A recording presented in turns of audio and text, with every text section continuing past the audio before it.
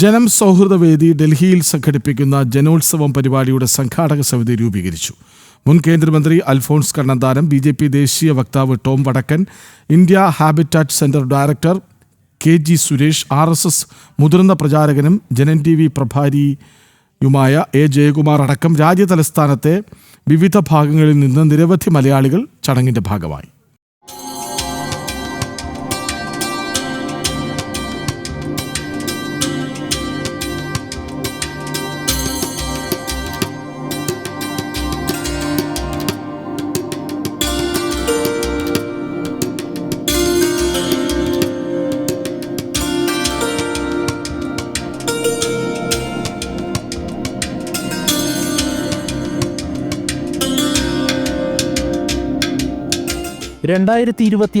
March 26, 27, 28 തീയതികളിൽ പാൽക്കട്ടോറ indoor സ്റ്റേഡിയത്തിൽ കേരളത്തിൽ നിന്നുമുള്ള പ്രമുഖ കലാകാരന്മാരെ അണിനിരത്തി ജനം സൗഹൃദവേദിയാണ് ജനോത്സവം സംഘടിപ്പിക്കുന്നത്. ഇതിനു മുന്നോടിയായുള്ള സംഘാടക സമിതി യോഗം ഇന്ത്യൻ ഹാബിറ്റാറ്റ് സെന്ററിൽ നടന്നു. ചടങ്ങിന് ആശംസകളുമായി മുൻ കേന്ദ്രമന്ത്രി അൽഫോൺസ് കണ്ണന്താനവും എത്തി.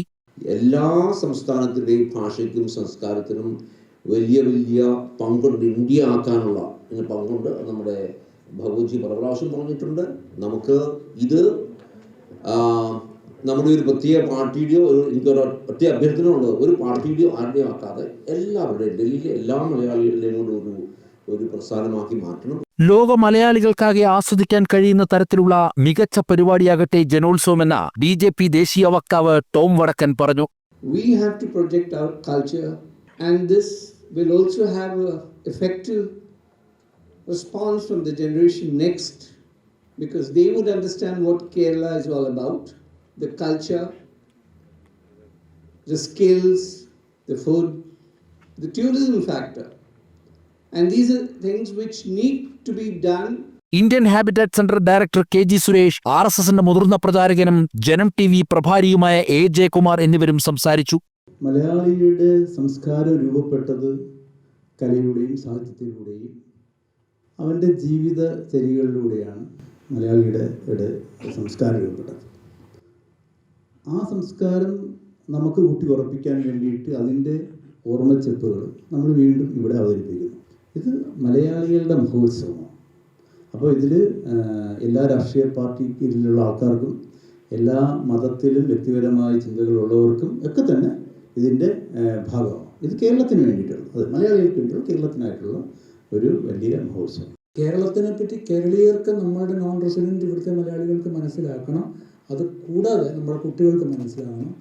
അത് കൂടാതെ ഉത്തരേന്ത്യക്കാർക്ക് അവർക്ക് കേരളത്തിനെ പറ്റി നമ്മളൊരു വിൻഡോ പ്രൊവൈഡ് ചെയ്യുകയാണ്. The embassies they should come, the diplomats should come, because this is a mini Kerala that we are going to encapsulate. That is the whole concept. So it is very ambitious in its vision. ഡൽഹിയിലെ പ്രമുഖ സാമൂഹിക പ്രവർത്തകരായ N Venugopal, Sreedathan, Jayaprakash, Raghav Prasad തുടങ്ങി 100ഓളം മലയാളികളും ചടങ്ങിന്റെ ഭാഗമായി.